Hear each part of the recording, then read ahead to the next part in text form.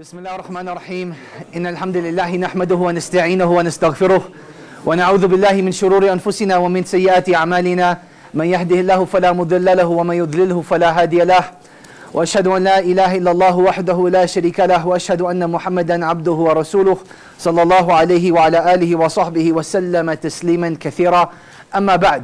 My dear brothers and sisters, Assalamu alaikum wa rahmatullahi wa barakatuhu.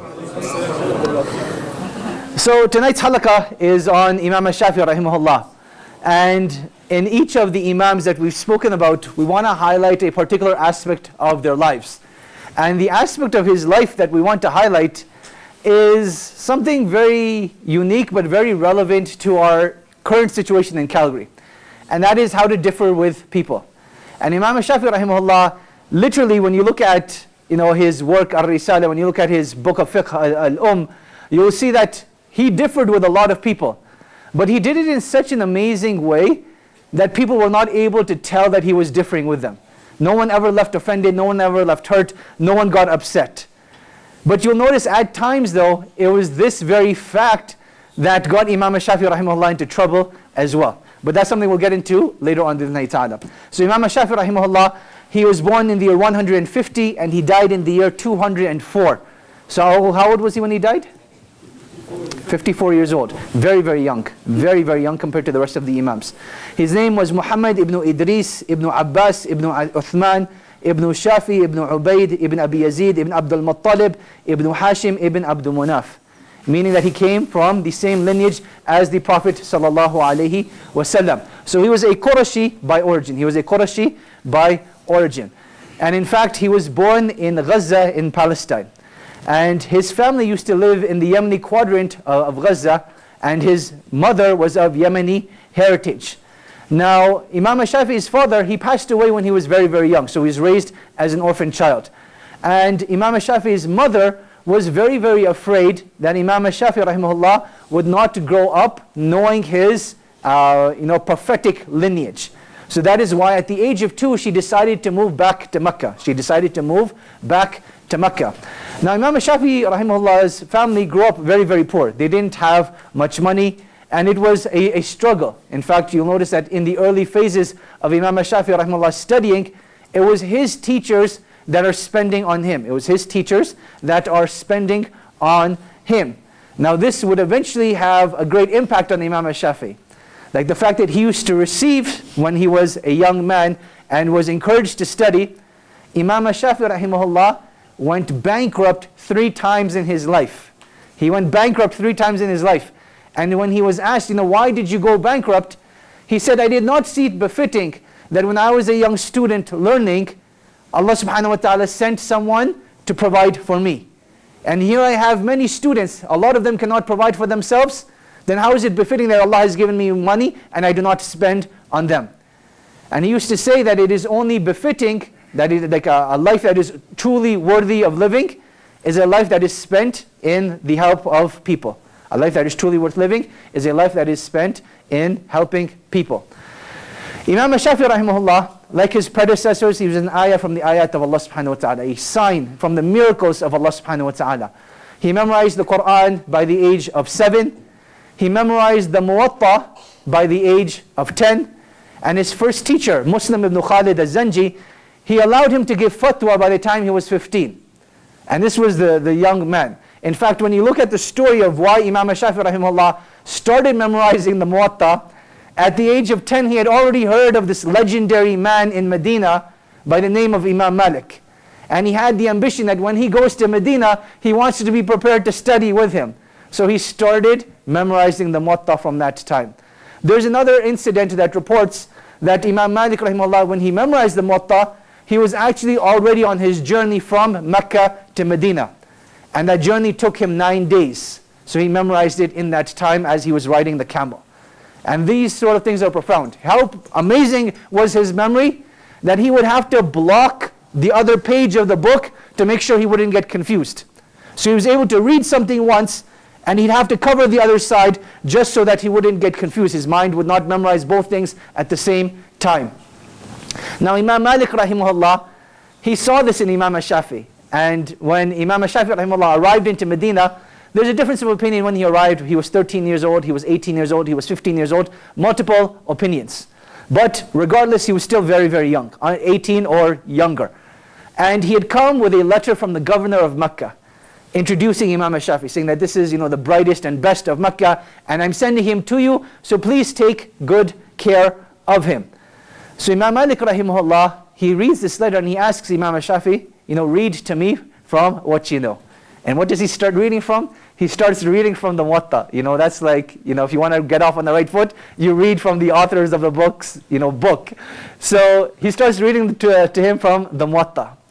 And he was hoping that Imam Malik would stop and give commentary.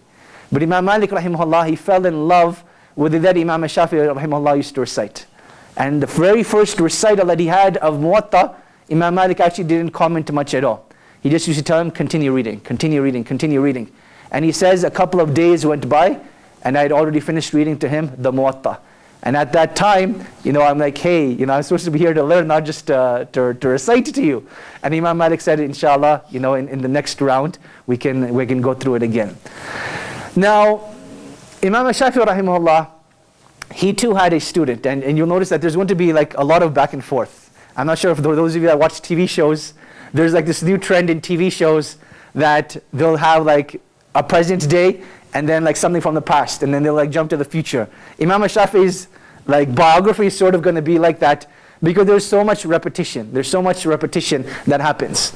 Now this incident of reciting back and forth, it happens another time in Imam al-Shafi's life.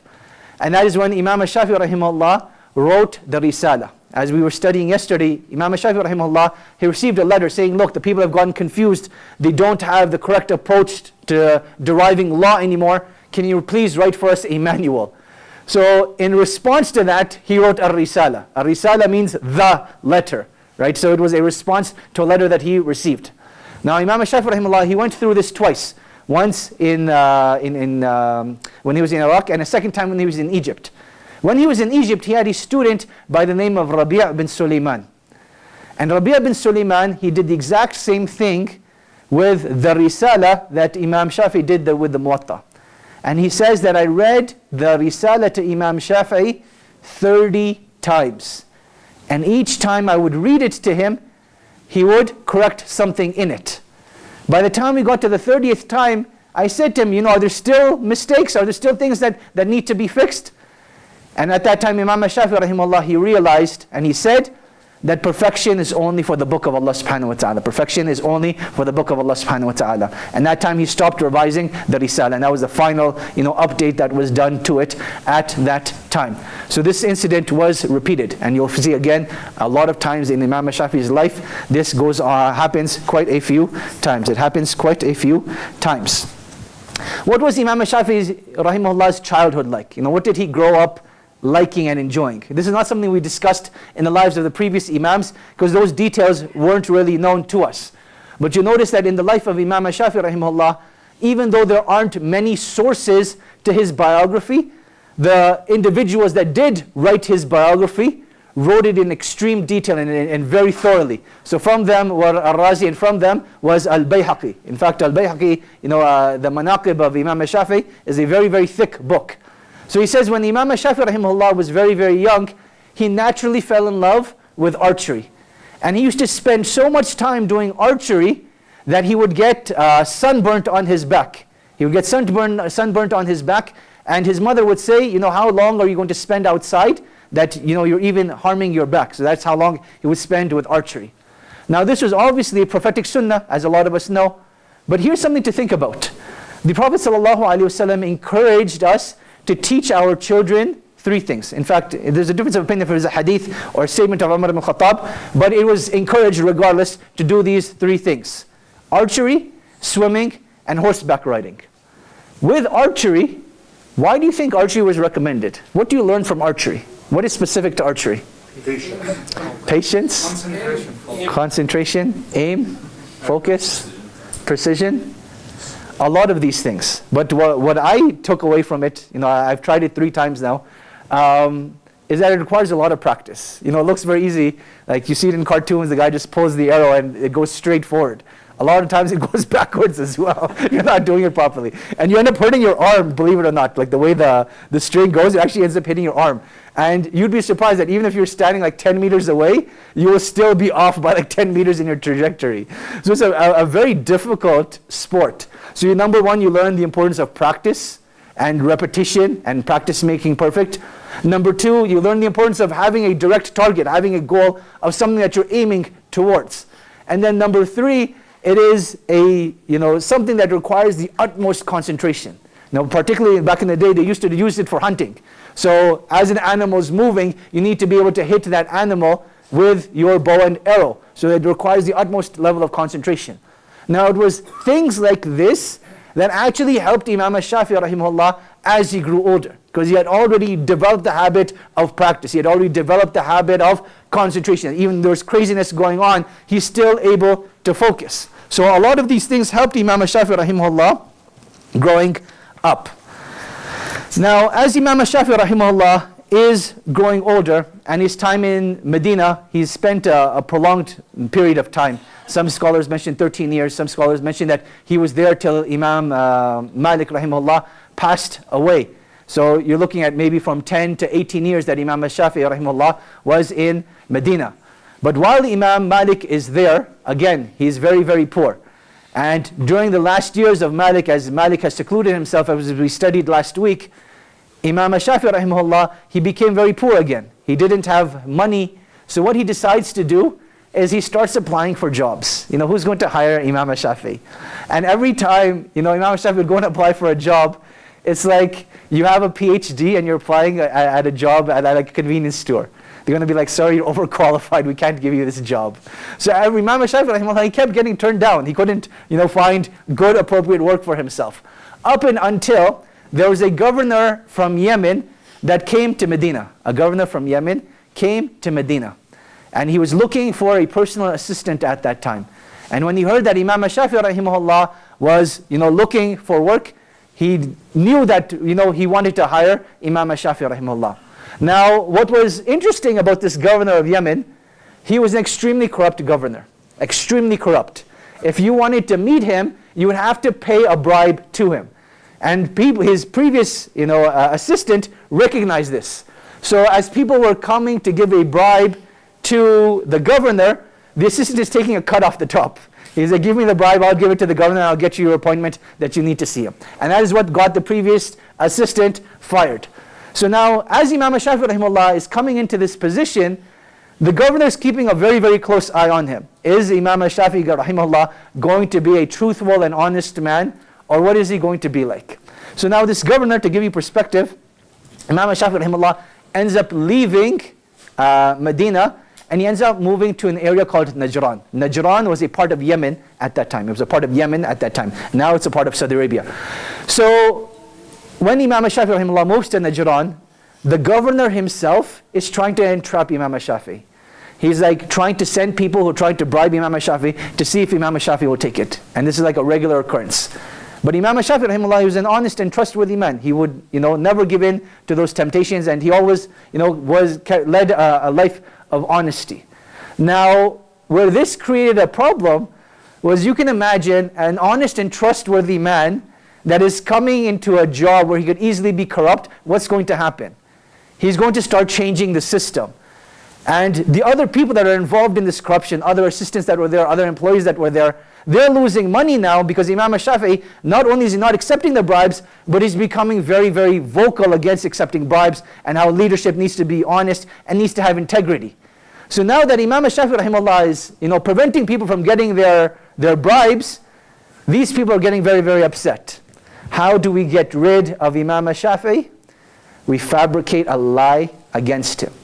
So at that time, there was when we slightly discussed this during the time of Imam Malik, but there was opposition to the Abbasid Caliphate at that time.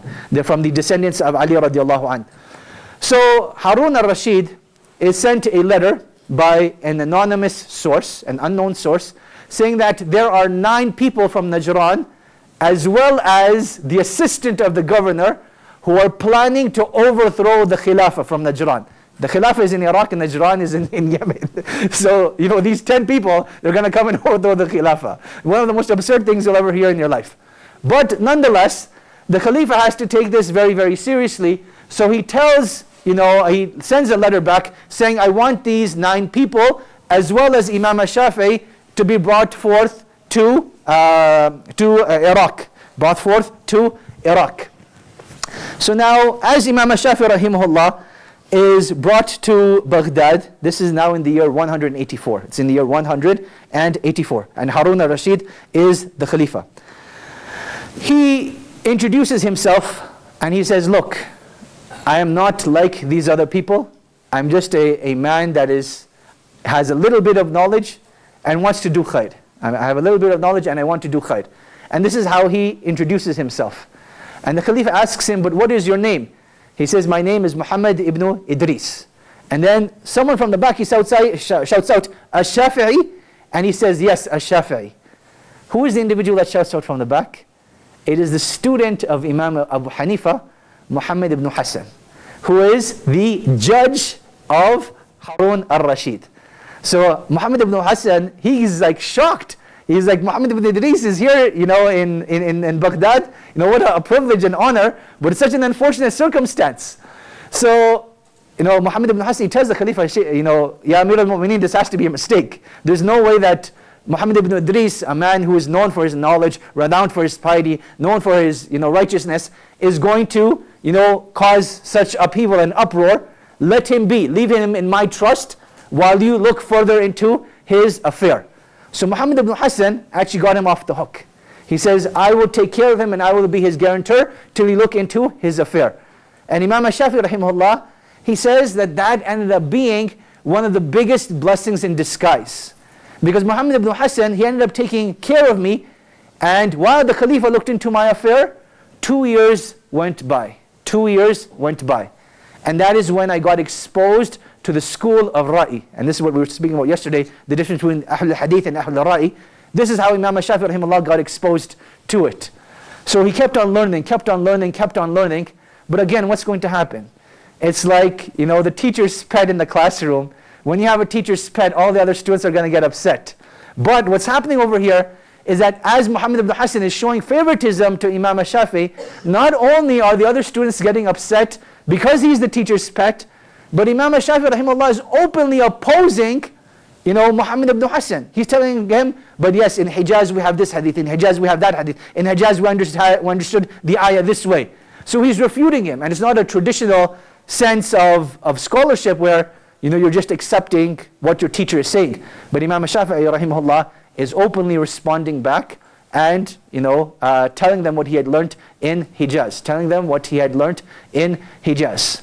So at the end of the 2 years, Imam Shafi'i rahimahullah pretty much gets kicked out of Baghdad. His case is cleared, but the students of Muhammad ibn Hassan, they're getting very, very upset. They're like, who does this young kid think he is? He's ruining our classes. He's not respecting our teacher the way he should be respected. Muhammad ibn Idris, we're sorry, but you need to leave. So he ends up getting exiled. Where does he end up going? He ends up going to Mecca now. As he gets exiled from as he gets exiled from Baghdad, he ends up in Mecca. And this is like another miracle from Allah subhanahu wa ta'ala. Why? Because as he's teaching in Mecca, there's word going around that this amazing linguist, this amazing mufassir, this amazing muhaddith, and this usuli is now teaching. So one of the first people to hear about him is Imam Ahmad rahimahullah. And Imam Ahmad, he has a difficult decision to make. I can either learn from a Zuhri, I believe if it is, yes, I'm pretty sure it was Ibn Shihab az-Zuhri. I can either learn from a Zuhri or I can learn from a Shafi'i. He makes the decision one day, he's like, I've spent quite a bit of time with a Zuhri, let me go and study with a Shafi'i. And he goes and he spends time with Imam Shafi'i for the very first time, and he is absolutely amazed that this man is amazing. The way he understood usul, the way he understood the Qur'an, completely out of this world. The next day, he goes up to one of his friends, and this is like, I don't even know how to explain this story. His friend was Ishaq ibn Rahawayh. Ishaq ibn Rahawayh was another great Imam from Khurasan. We spoke about Al-Layth ibn Sa'd, I think it was last week. Yeah, when the story of Imam Malik, we spoke about Layth ibn Sa'd. How Layth ibn Sa'd was another great Imam who could have had his own madhab, that much potential.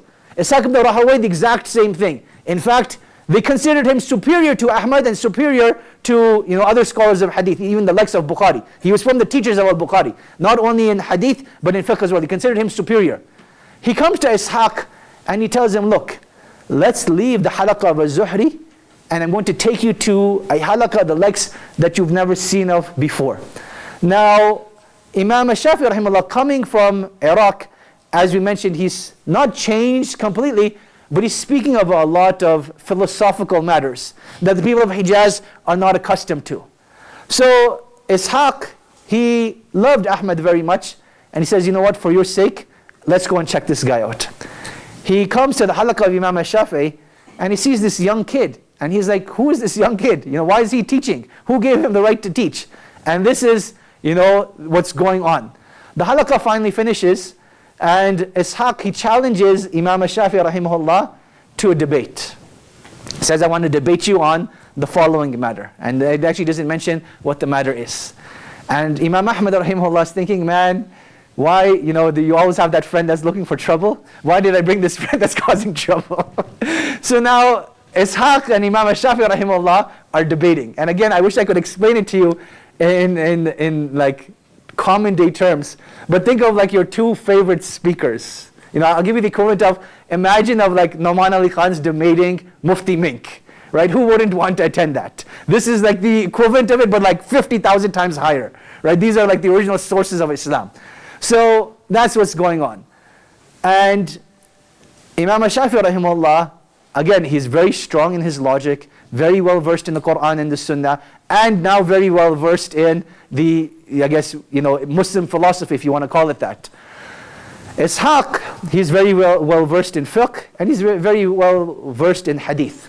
So now as they're having this debate, Imam al-Shafi rahimahullah is saying, the Prophet ﷺ said, and Allah subhanahu wa ta'ala says, and Ishaq ibn Rahawayh, he's quoting all the different scholars of hadith. And Imam Muhammad ibn Idris, he says, I'm quoting Allah and His Messenger sallallahu alaihi wasallam to you, and you're narrating from our companions. How is this fair? And this got Ishaq very, very upset, because he didn't have a response to this. This is all that he had learnt. So now Ishaq, he did something that he shouldn't have at that time. He turns around to the people and he says in his native language, he was from Khurasan, so I'm assuming he spoke some sort of Farsi or something equivalent to that, and he tells his companions, guess who has won the debate? Like basically saying that I'm about to annihilate him now. And as soon as he said that, what do you think ended up happening? He loses the debate, right? As soon as it becomes an egotistical matter, Ishaq couldn't continue the debate anymore. He says, my mind completely shut off, nothing was coming out of my mouth, and I ended up leaving in shame. And that night, I regretted how I had treated Imam al-Shafi'i. Now, Imam al-Shafi'i rahimahullah, even though he didn't speak his language, he sort of understood what was being said. He sort of understood what was being said. But Imam al-Shafi'i rahimahullah did not bat an eyelid and let it pass. He did not bat an eyelid and let it pass. But this was a very eye-opening experience for Imam al-Shafi'i, because he's learning that as a young man, even though you may have a lot of knowledge, even though you may come from the family of the Prophet, you will be challenged. People will not accept your authority. People will not accept you for who you are. And Imam al-Shafi'i rahimahullah took that as a very valuable lesson. He took that as a very valuable lesson. Now, I want to get into that part of his story where we're talking about the thing we want to highlight from Imam al-Shafi'i rahimahullah is his ability to differ with other people. And we mentioned that famous story that he had with Abu Yunus Suddi, where he defeated him in a debate, and Suddi, he leaves very, very upset. And he comes back to Suddi and he says, holding him by the hand, that even though we differ, can we still not be brothers? Right? And this is like the framework that we want to establish. That in our community, when we have difference of opinions, why does it mean we have to break bonds of brotherhood? Why does it have to be that way? Why is it that we are not tolerant of other people's opinions? And Imam al-Shafi'i rahimahullah, he has many, many quotes that deal with difference of opinion. One of the first of them I want to share with you. He says, human reason is just like eyesight, and it has limits that it cannot surpass. Human reason is just like eyesight, and it has limits that it cannot surpass. Your eyesight will only go so far, and as human beings, it's very important to understand that our intellect will have similar limits. So sometimes there will be people who understand things differently than you. There will be people who understand things better than you. And this should not cause animosity and hatred between people. But as soon as you understand that each and every one of us has our limits, we should appreciate when other people give us a perspective. You know, back in the day, if someone gave you perspective, they used to give him a camel as a gift. Right? This was something I heard today, that if someone gives you advice, they used to give a camel as a gift. So I actually looked into this. And it wasn't just about advice, but it was about perspective. If someone could broaden your horizons, right? You gave them a camel as a gift. So we should be open to the idea of people having different opinions and people approaching us with those opinions. And it's not always our way or the highway. Now, how did Imam Shafi rahimahullah develop this humility? He developed this humility in understanding that one of the worst characteristics a person can have is showing off his knowledge. One of the worst characteristics anyone can have is showing off their knowledge. And that is why multiple times Imam Shafi rahimahullah, he would say that when I debate with someone, it is always for the sake of the truth. And I pray to Allah, listen to these words, I pray to Allah that Allah be in the aid of my opponent, that he loosens the knots from his tongue, and that he prevails the truth through him. Right? Look at these three things. That Allah subhanahu wa ta'ala aids my opponent, is with my opponent. He loosens the knots from his tongue, and he prevails the truth through him.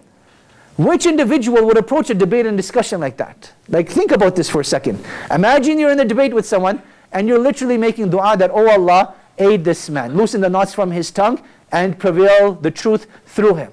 This is something that gets lost. When we have debates, when we have discussions, it's about me against you, you against someone else. And it's never for the sake of the truth. And I think that's what often gets lost. We've lost our desire for attaining the truth, and shaitan has deceived us to making all of our decisions and all of our discussions and all of our debates very egotistical. We always want to prevail. But Imam Shafi rahimahullah is teaching us another perspective, that there's something greater than us, and that is the truth, and that is what human beings should be striving for. Human beings should be striving for. And I'll read something from the etiquettes of debate from Imam Shafi rahimahullah. Shafi said, I never debated with anyone with the intention to triumph over them, but only on account of what I saw to be the truth. He said, I have only ever debated with someone with the sincere purpose of advising them. Likewise, he said, I have never hoped while debating with someone that they would make a mistake. So look at the sincerity and the integrity that Imam Shafi rahimahullah is coming with. That it's never about himself, it's always about the truth. It's always about the truth. And one last thing I'll share with you over here. This eventually got adopted as Hanafi usul al-fiqh. And this became very, very famous in Hanafi usul al-fiqh. That we were talking yesterday is that the Hanafis have a different approach to usul al-fiqh as opposed to the mutakallimin or the rest of the madhahib. Now, one of their fundamental principles in understanding epistemology and understanding truth is this principle. I regard my opinion to be correct while entertaining the possibility that I am wrong. I regard the other person's opinion to be mistaken while entertaining the possibility that it is right. Meaning that you're not, your opinion is not engraved in stone. There's always flexibility, that you approach a discussion that you are right with the possibility of you being wrong. And your opponent being wrong with the possibility of them being right. With the possibility of them being right. Now, what I want to tie into our current day situation in Calgary, that when you look at the situation in Calgary, things are obviously in a very bad situation. We have multiple lawsuits going on. There's a complete misunderstanding as to why a musalla was shut down for Jummah. Today we had a Jummah prayer that was prayed outside of a courthouse. And, just crazy things are happening in this community.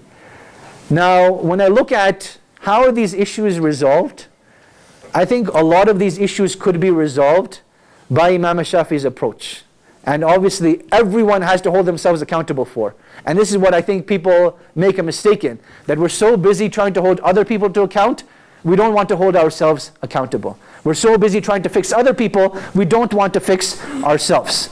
So when you look at the approach that Imam Shafi rahimahullah took, understanding that there's something greater than ourselves, and that is the truth. And understanding that we can have difference of opinions, but we're still brothers and sisters at the end of the day. That this individual, I don't want him to make a mistake. I don't want him to, be upon falsehood. But rather I want the truth to prevail, even if it's from him. And this sort of mentality, I think it needs to be brought back.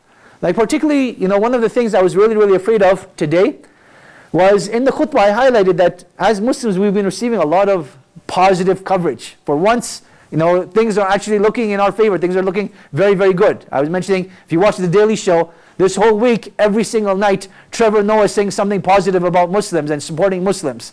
Even for those of you that watch TSN, it's the sports network. It has nothing to do with the news.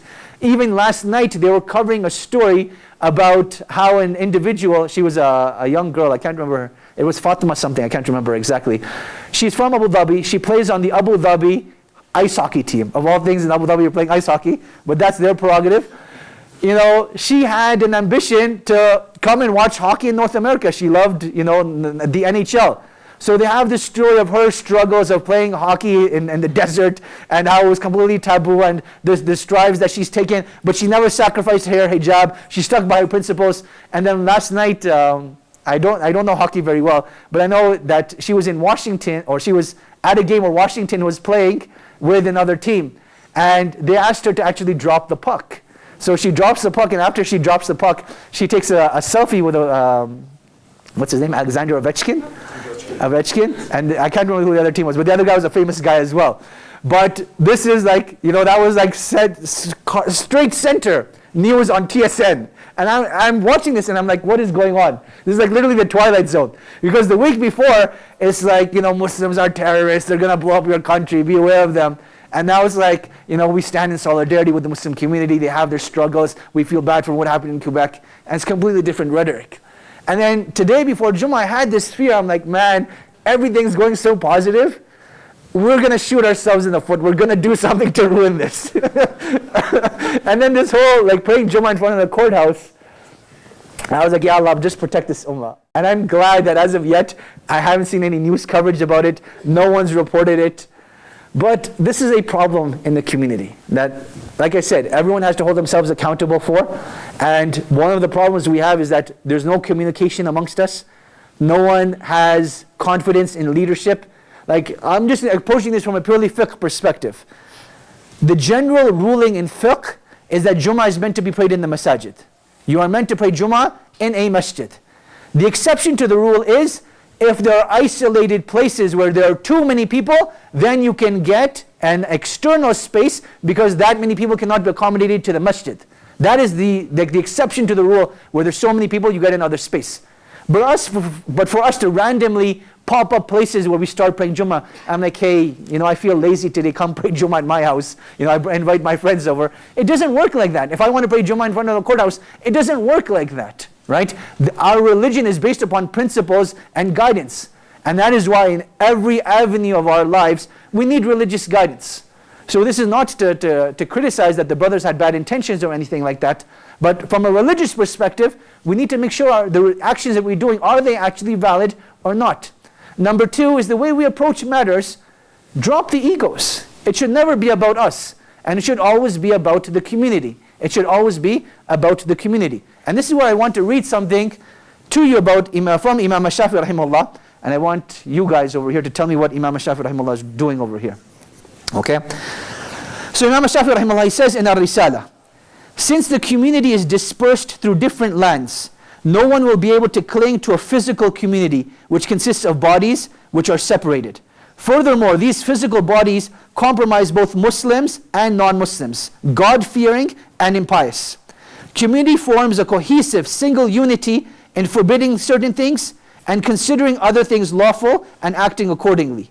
Those who say what the community of Muslims says, clinging to their community, whoever opposes what the community of Muslims says has diverged from the community to which he must hold. There is heedless separation. The community cannot be heedless of the meaning of the book, sunnah, or analogy. You clearly have no idea what I'm talking about. Don't worry, this is a very difficult paragraph. I did not realize how many times he said community in this passage. But do you guys have a clue what he's talking about? Stick to the community. Okay, but what's he talking about? That the community is dispersed through different lands and no one will be able to cling to a physical community. No, like nationalism and all that. And who is that relevant to? But he's referring to something very specific. Like he's refuting someone here, and you're not even going to understand who he's refuting. That's what I'm trying to point out. Who's he refuting? Who is really big on one certain community? That everything is based on this community. Imam Malik rahimahullah. Amalu Ahl al-Madina. That Imam Malik's understanding of ijma' was only about the people of Medina. And Imam Shafi rahimahullah, he's refuting him here in the Risala. But up and until a person, deeply understands what Imam Shafi rahimahullah is saying, he won't even understand that he's refuting him. It's like Imam Shafi just talking about a topic, right? That's how we'll understand it. But Imam Shafi rahimahullah is making very valid points over here. That our understanding of community is not the IISC, it is not the MCC, it is not MAC. These are not communities. The Calgary Muslim community is a community, which is part of the Canadian Muslim community, which is a part of the global ummah. So the actions that we take, as Imam Shafi rahimahullah is saying, that what is binding upon us is that our enjoining of good and forbidding of evil. And when you understand that all of us are part of a greater community, we cannot leverage or give preference to one organization over another. I cannot give preference of myself over you. Community always has to come first. Community always has to come first. So this is just a little tangent that I want to go on. When you look at the ethics of debate that Imam Shafi rahimahullah had, I thought it would be very relevant to discuss this in our current light. Now, Imam Shafi rahimahullah, actually there's a lot of other things that I want to share with you. I'm going to go through them very quickly, just because they're very valuable. Shafi's son, so Imam Shafi rahimahullah, his kunya was Abu Abdullah. He had a son named Abdullah and he had other children as well. But he said, I never once heard my father raise his voice in a debate. And he asked him, how is that possible? Why is that? This is because shouting is the first sign that one is losing an argument. So as soon as people start raising their voices, that is the first sign that they have lost the argument. And that is why Imam Shafi rahimahullah, he always kept himself very composed. When you keep yourself composed, you don't think emotionally, then you'll be able to orate and articulate what you have to say properly and make sure that you're doing justice to it. I can't remember who made this statement. It was a Chinese philosopher. I want to say it was from Art of War, but I don't think it was. He was talking about why people start shouting at each other even though they're standing so close. Right? When people are angry, they'll start shouting at one another. They're not shouting at one another because the other person is having difficulty hearing. Why do they actually start shouting at each other? And that's exactly it. He says that even though physically they're close together, their hearts have become distant. And the mind starts to think that if I raise my voice loud enough, it'll bring the hearts back together again. It'll bring the hearts back together again. Imam Shafi rahimahullah, he's orating this in a different fashion. Shafi was once walking in the marketplace with his students when they overheard a man ridiculing one of the scholars. Shafi turned to his students and said, safeguard your ears from hearing indecent language as much as you safeguard your tongue from uttering it. The one who listens is the partner of the one who speaks. The fool looks at the worst thing on his plate and wishes to see it on your plates as well. When you reject the speech of a fool, you are blessed in rejecting it as much as the fool is cursed for uttering it. This story in of itself has many, many lessons. Starting off, when you think of the relationship between a teacher and a student, you would think it's refined to the masjid, refined to the classroom. But it's not. Imam Shafi rahimahullah is showing that true mentorship, true student and teacher tutelage, it takes place in all aspects of life. So he's walking with his students through the marketplace. And I can only imagine what Imam Shafi rahimahullah is talking about. You can imagine Imam Shafi rahimahullah teaching his students the dua of the marketplace. You can imagine Imam Shafi telling his students that the most blessed of places are the masajid and the most cursed of places are the marketplaces. And these are the sort of discussions. But this interesting part is that He understands that you're not always going to be able to protect your students. They're going to be exposed to things you don't want them to get exposed to. So when this scholar is being bad-mouthed, Imam Shafi rahimahullah could have just done what most parents do when their children see something bad. Hopefully if I ignore it, maybe they won't see it, right? But Imam Shafi rahimahullah is like, no, we're going to address this head on. People need to be empowered. They need to help understand that evil exists. You need to know how to deal with it. So Imam Shafi rahimahullah, he tells them that, look, just as you have safeguarded your tongues from it, you need to safeguard your ears from it as well. And it's a two-way street. Now why is Imam Shafi rahimahullah so, what's the word I'm looking for? So focused, if you want to use that word, on making sure that the ears are protected. Imam Shafi rahimahullah, when you look at his usul al-fiqh, he was very big on inner talk, on the thoughts that we feel. He constantly used to say, beware of the thoughts that you are thinking, for they will become your actions. So now when you get exposed to bad talk, this will affect the thoughts that you think. So in order to protect the thoughts that you're thinking, you have to protect what is going inside your ear. That is why he's telling his students this. Number two is to teach his students particularly the sanctity of scholars. That the scholars are that backbiting in general is haram, slander in general is haram. But it becomes even more haram when you do about something sacred or something that has sanctity to it. Ibn Wasakir rahimahullah, he talks about, how the flesh of the scholars is poisonous, yarhamukallah. Meaning that when you backbite a scholar, it's not like backbiting an average individual. You're spreading poison in the ummah when you backbite the scholar. So he wanted to protect his his students from that. And then he concludes with something very powerful. He says, when you reject the speech of a fool, you are blessed in rejecting it as much as the fool is cursed for uttering it. And for me, this is very, very powerful. That, a lot of the times we won't think that in protecting our ears, there will be barakah in our lives. That's going to bring some sort of barakah in it. But we need to understand that just as the individual that speaks evil is cursed, the individual that protects himself from evil is going to be blessed. And this is a perspective that often gets lost. It often gets lost. Imam Shafi'i rahimahullah's understanding of freedom. He was an advocate of freedom, but not in the perspective that we talk about today. That we're talking about be free of all accountability and all responsibility, and just do whatever you want. That's the only way I can explain it. This is okay. I'm sorry to go off on a rant, but I need to talk about this as well. So last night, the Daily Show with Trevor Noah. Again, a lot of great content about the Muslim community. Phenomenal content. Muslims are part of the community. They're contributing. They're going through oppression right now. This ban makes no sense. It only makes terrorism much, much worse, and things like that. But at the end of the show, he's interviewing a musician that is transgendered and has written a book called Tranny. I don't remember the individual's name.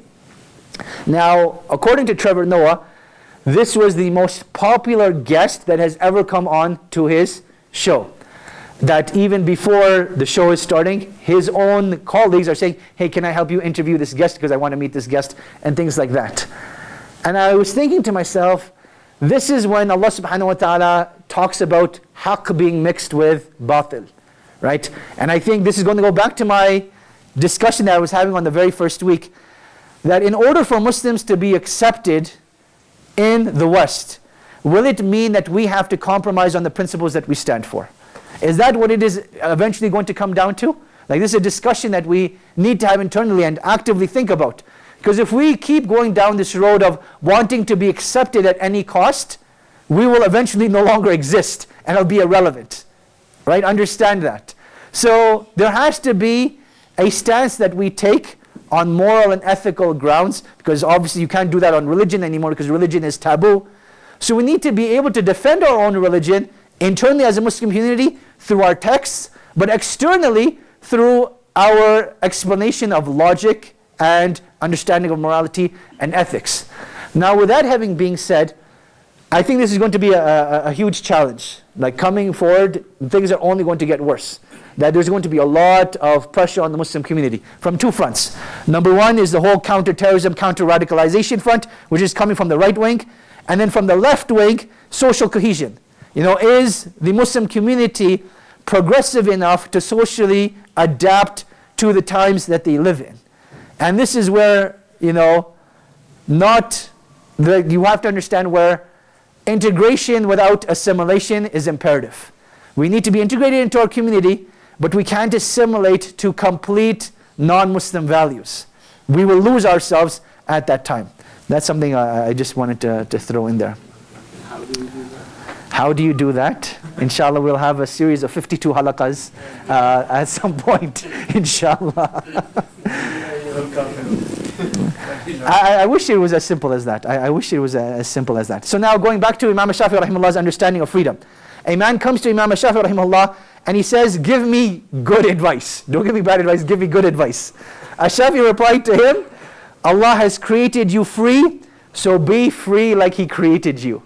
And the man walked away confused. So, what did Imam Shafi rahimahullah mean by this? Obviously, his students are very inquisitive. They're like, Shaykh, what did you mean by that? And he explains it in like multiple phases. Number one, he says, freedom is generosity and taqwa. Whoever possesses both will be free. Freedom is generosity and taqwa. Whoever possesses both will be free. Why did he say that? Well, from a Quranic perspective, Allah subhanahu wa ta'ala talks about chests being congested when people are stingy. And when people are no longer attached to material gains, they will be free at that time. They will be free from this dunya. As well as people understanding that the boundaries that Allah subhanahu wa ta'ala has set for us in halal and haram is not to punish us, but rather it is to make sure that societies can sustain and have law in them. And they're free to the degree that we need to be free, but they're limiting to the degree that we need to be limited to as well. Right? That is what the law of Allah subhanahu wa ta'ala is. And taqwa is the self-governing law. That sometimes you may not know the literal law of Shari'a, but you know deep down inside, you wouldn't want Allah subhanahu wa ta'ala seeing you doing this. You wouldn't want Allah subhanahu wa ta'ala saying that my slave did this on the Day of Judgment. Right? That is the self-governing law of taqwa. Then he goes on to explain, likewise he said, chivalry is a badge of the free. Meaning that, in the Arabic language, maru'ah, of having, good character, or having those characteristics of what we would call traditionally manliness, courage, bravery, ghira over your women folk. These are acts of chivalry. Imam Shafi rahimahullah is saying that chivalry is the badge of the free. Is the badge of the free. And I'll share one last thing with you, and then we can just discuss this briefly, inshallah. So Imam Shafi rahimahullah, another problem that he had in his life was when he eventually moved to Egypt. So Imam Shafi rahimahullah, he died in Egypt. When he moved to Egypt, he met some overzealous followers of Imam Malik. Overzealous. So anytime Imam Shafi rahimahullah would, disagree with Malik, these people wouldn't have it. Now, why was this such a big issue for them? This was a big issue for them because when a Shafi comes to Egypt, they're like, we have our champion. Sorry, can I get a tissue if you don't mind, please? It might be in the office, or if there's one over there. Jazakallah khair. Jazakallah khair, thank you very much. So they're thinking, the champion of the Maliki madhab is going to be coming to Egypt and we're about to take over. Right? That's what they're thinking. Imam Shafi rahimahullah, if you follow his statements, he clearly was not a blind follower. He followed the truth. That is what his ambition was, always following the truth.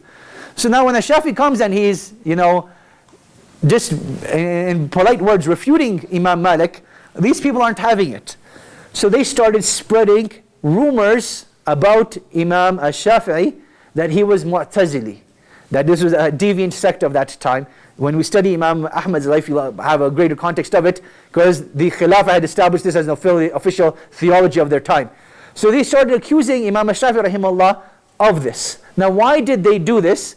Because when Imam Shafi rahimahullah was studying with Imam Malik in Medina, there was a very young man that would eventually become a great Mu'tazili scholar. But at that time, this man was too young to have developed his Mu'tazilite theology.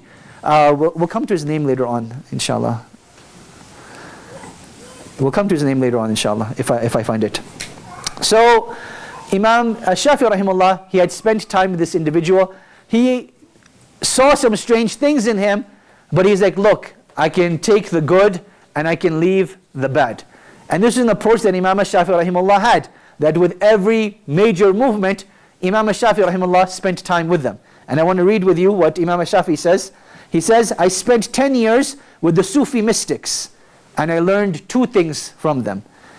Time is a sword, and the best safeguard from sin is to be unable to commit it. Time is a sword, and the best safeguard from sin is to be unable to commit it. So the time of the sword is very straightforward.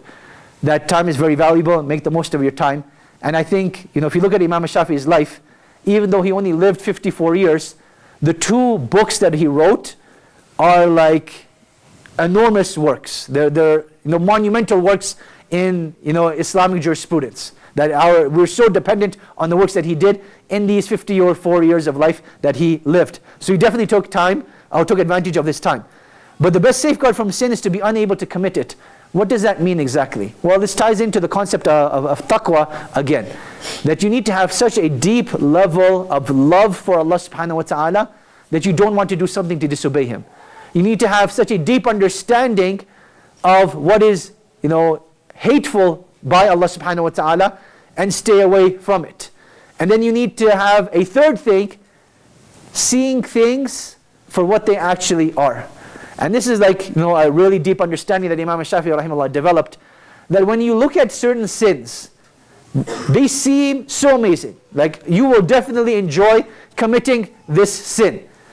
What we're being deluded by is the pleasure we might get from that sin. What we're being deluded by is some good we think we'll be achieving from that sin.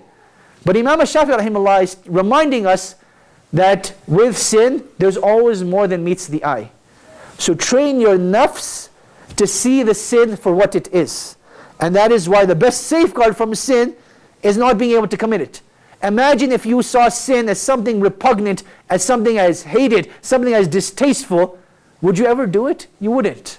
So that is what Imam Shafi rahimahullah is saying, that develop that. And this is what he learned from the Sufis, that the Sufis had this form of asceticism, that they were able to see their desires for what they were. That if they weren't in check, they would lead you to sin. Now we come to another section about Imam Shafi rahimahullah that we didn't talk about in other people. The sense of humor that Imam Shafi rahimahullah had. And Imam Shafi rahimahullah, he was clearly a people's people. That we talk about the people's champ. Imam Shafi rahimahullah was the people's champ. That he would go out with the sake of benefiting and engaging with people. That was like his life. He had dedicated his life to that. So at time to times, Imam Shafi rahimahullah is getting invited to people's houses. He's going out to dinner with people. And he's noticing that his students, they're like, I don't know if I told you guys the story of the faculty of hadith in Medina. I think I might have, I'm sure I did, because I remember sitting at this table telling you guys that story. Faculty of hadith in Medina, no personality. Everyone's super serious, no one smiles. It's as if they're upset all the time. Imam Shafi rahimahullah is seeing his students like that. He tells them, it is foolish to be serious and grave on an outing. Meaning that if you're out with the guys, you don't have to be serious. Learn to have a good time, learn to tell a joke, learn to tell stories, learn to engage with people. So his students narrate that when we were with Imam Shafi rahimahullah on one night, he told us the following. He says, in my trip to Medina, I saw 4 strange things I have never seen anywhere else. And listen to these things. Number 1, I saw a 21-year-old grandmother. I saw a man fall into bankruptcy over a handful of grain. I didn't understand this part of the story, but I'm sharing it with you anyways. The judge declared him insolvent, so I'm not sure what that means. I saw a very old man who dyed his hair. He used to go walking to the homes of the singing girls to give them singing lessons. Then when the time for salah came, I saw him praying on a chair. I saw a left-handed man who could write with his left hand faster than anyone could with their right. So Imam Shafi rahimahullah, he's just engaging people, telling them people stories of the amazing things that he saw in Medina. Like some of these things are like, what's the big deal if you can write faster with your left hand? Understanding this in context, in Islamic history, writing with your left hand, doing anything with your left hand was a huge taboo, right? The Prophet ﷺ's hadith that, eat and drink with your right hand, for indeed shaitan eats and drinks with his left hand. They took this hadith very literally, that if you were born left-handed, you're born cursed. That's how they understood it. Obviously that changed over time. So Imam Shafi rahimahullah is saying that this man, he was left-handed, he couldn't write with his right hand, but he was able to write with his left hand faster than people were with the right. And particularly with the story of the old man, I found that really funny. That, you know, as a man gets older, he still has that ambition of being around younger women. And even though he had this ambition, he's dyeing his hair so that he could deceive the age. But when it comes time for salah, he's still praying sitting down. So I found that interesting as well. On another occasion, his students say that we heard from him, there was a man in Medina who sent his dim-witted servant boy to the market, telling him, buy me a rope that is 30 cubits long. He told, so the servant boy is not very smart, he tells him, buy me a rope that is 30 cubits long. The boy asked him, it is 30 cubits long, but how wide is it? The man said, as wide as the trouble that you are giving me. As wide as the trouble you are giving me. So, that was like Imam Shafi's attempt at a joke, which was probably like a true story. So obviously you tell, you know, jokes as long as within the parameters of truth. As long as within the parameters of truth. So we spoke about Imam Shafi rahimahullah, his problem in Najran already. So that was like the first fitna that he went through. He's in Najran, he's summoned by the Khalifa. Again, he's being accused of something. But what he's being accused of again is being overthrown of the caliphate. But on top of that, the reason why that was happening is because he's also being accused of being Shia. Now, that was the thing that he was accused of. Likewise, he's accused of being Mu'tazili. Hopefully I can find that story for you as well. It's probably in this book. But I'll leave it for another time. I'll get you the Sheikh's name after. I just want to conclude with this as the time is coming to an end. I'll leave you with the praise of his peers and how Imam Shafi rahimahullah ended up passing away. How Imam Shafi rahimahullah ended up passing away. So Ahmad was once in a Shafi's company, walking along aside him while Imam Shafi rahimahullah is riding his mule. And Yahya ibn Ma'in, another monumental scholar of hadith, came along and he said, are you content walking next to the mule? Ahmad said, if you were to walk on the other side, that would be better for you. And then he later added, no, forget that. But even if you were to walk behind the mule, it would still be better for you to learn the law. So meaning that, understand what's happening over here. The scholars of hadith, they had this pride, particularly in Hijaz, that we are like the cream of the crop. That we are the best thing to ever comes in sliced bread. This is the mentality that they came with. So certain of them developed this thing of, we're not going to humble ourselves or humiliate ourselves in a certain way, even if it means for the sake of benefit. And this is what Imam Ahmad rahimahullah is trying to convey to Yahya ibn Ma'in, that look, yes, traditionally speaking, it might not be appropriate for Imam Shafi to be riding on the mule and me walking with him to learn from him, but you have to understand what you're missing out on if you don't take advantage of this, if you don't take advantage of this. Sufyan ibn Uyayna, a name we've mentioned many times, he says that every time I learn something new, whether it is a hadith or an interpretation of a verse or a legal verdict, I would always consult Imam Shafi about it. I would always consult Imam Shafi about it. Now, how did Imam Shafi rahimahullah pass away? Two incidents that people say are correlated. So when Imam Shafi was in Egypt in his final stage of life, as I mentioned, there was a fitna with the Maliki group over there. And there was one particular student that just caused a lot of fitna for him. And one day he's like, you know what? I'm going to debate Imam Shafi and I'm going to beat him. He debates Imam Shafi, he gets humiliated and disgraced. What does he decide to do? Grabs a bunch of thugs and gets Imam Shafi rahimahullah beat up. So now at this time, this is where the story takes a bit of a shift. But Imam Shafi rahimahullah, he already had an intestinal injury at that time. From old age, we don't know what it was. In fact, it could have been intestinal cancer. We don't know at that time. But because of that injury, along with this beat up or whatever you want to call it, a couple of days later after that, Imam Shafi rahimahullah, he passed away from that injury, that injury in the intestine. Now, Shaykh Muhammad Abu Zahra, when he talks about this, he says one of the aspects of shahada that is forgotten is a person that dies of stomach or intestinal injuries, or stomach or intestinal like cancer or any of these things. Any form of pain that you die from in your stomach, this is a form of shahada.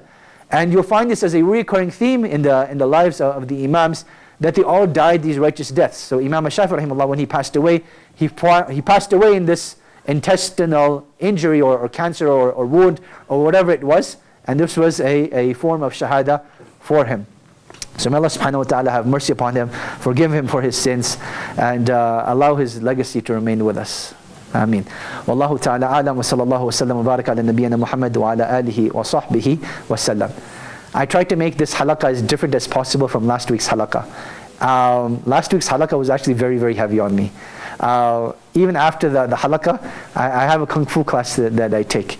And in that class, like I beat the bag up like crazy. Like literally, I have never felt the release of so much tension. So I came in with the mentality of, you know what? Today's halaqah has to be the exact opposite.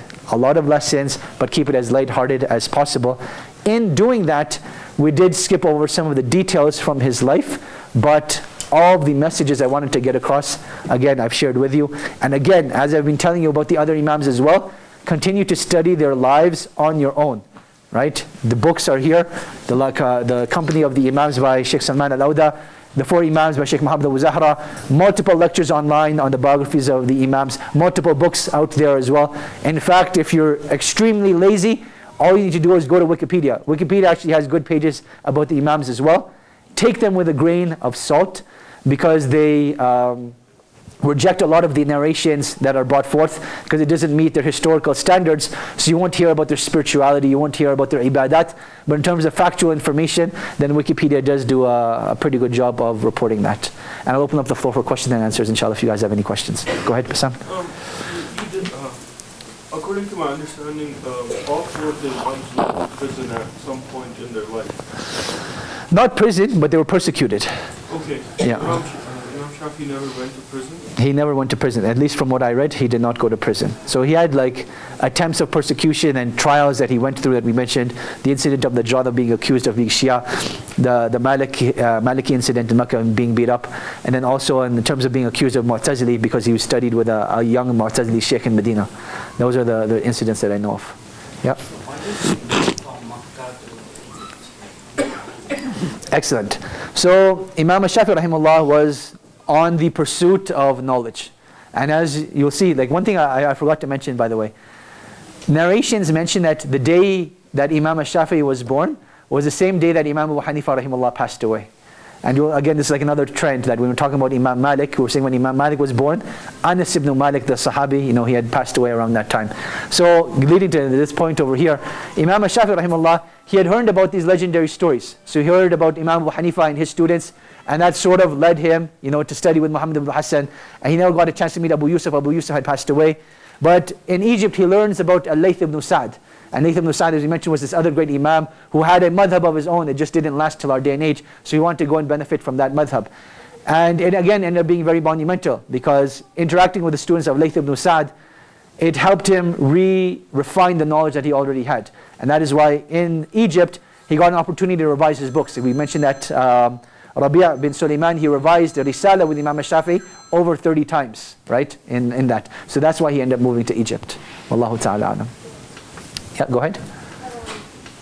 So the people who followed the Malik, Imam Malik, yes. Why were they like, why were they being mean to Imam Shafi? What's your favorite hockey team? I don't like hockey. Do you like any sports at all? Soccer. Okay, who's your favorite soccer team? Algeria. Algeria. Okay, so imagine, does Canada have a soccer team? I think they do. So imagine you like Team Algeria, I like Team Canada. And I was like, Team Canada is better than Team Algeria. And you're like, no, Team Algeria is better than Team Canada. Imagine Team Algeria and Team Canada finally play one another, and Team Algeria destroys Team Canada.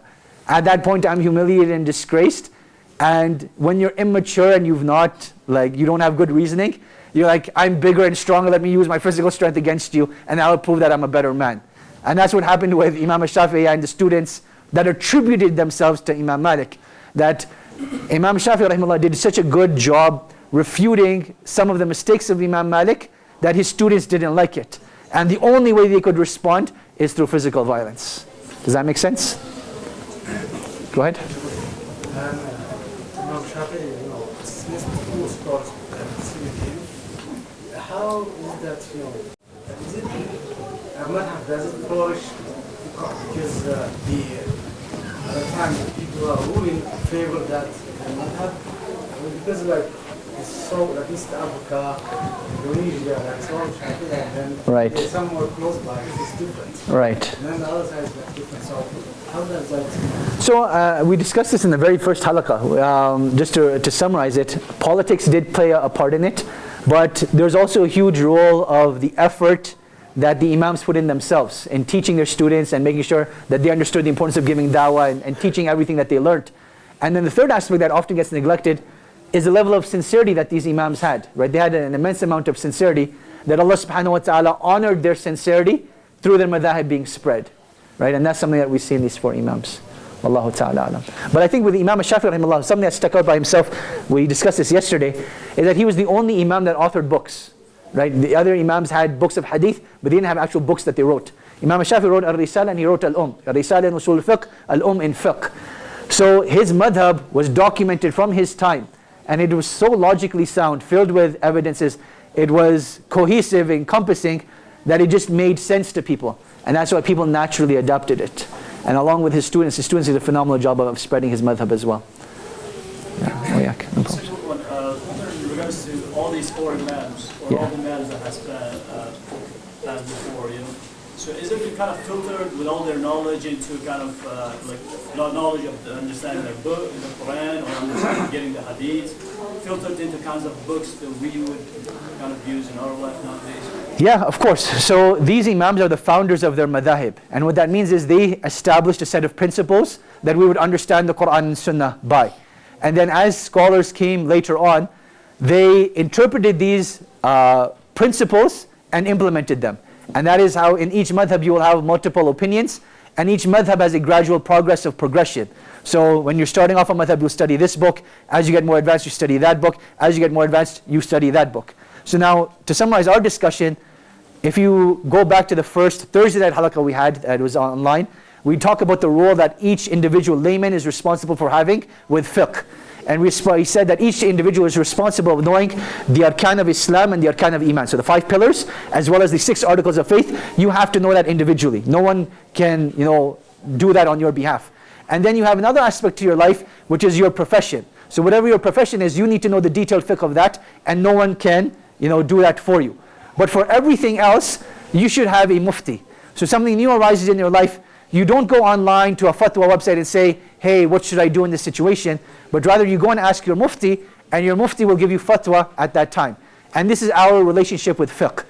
If an individual decides to become a student of knowledge, then at that time he gets a full-time teacher. That full-time teacher will guide him through one of the madhahib, teaching him principles, teaching him the gradual progression of books, and that's what should take place. Wallahu alam. Haidar? Sorry, I'd like to start or something, but you said Imam Shafi learned 2 lessons from the Sufis. Yes. Time is a sword, and best safeguard of sin is to be unable to commit it. Yes. When and how did he learn this? When or how? So he spent time with the Sufis in Medina. So I'm assuming this is during his time with Imam Malik rahimahullah. As for how did he learn that, I don't know what that means. What do you mean by how did he learn it? Like how was he taught that? How was he taught that? Did he observe the Imams by... No, he actually studied with them and learnt with them. So they were teaching the spiritual sciences, and this is what Imam Shafi rahimahullah learnt with them. Is Sufism accepted by Islam? Anything that ends with ISM, I will always ask you to explain to me what you mean by that, and then I can explain to you if it's compatible with Islam. So if we're talking about spirituality, is spirituality a part of Islam? It is a very big part of Islam. If you're asking me, is dancing around on one leg, shouting Ya Allah part of Islam? I'll say no, that's not a part of Islam. So it purely depends on what aspect of it you're referring to. Wallahu a'lam. Because their main things is they just circle and they dance. Yeah. a lot of things. Those things that you're referring to are not a part of Islam. Baba will take him to Jannah. Baba will do everything for him. Right. There are Baba and Baba everywhere. Baba. May Allah guide us. May Allah guide us. Go ahead. Yeah.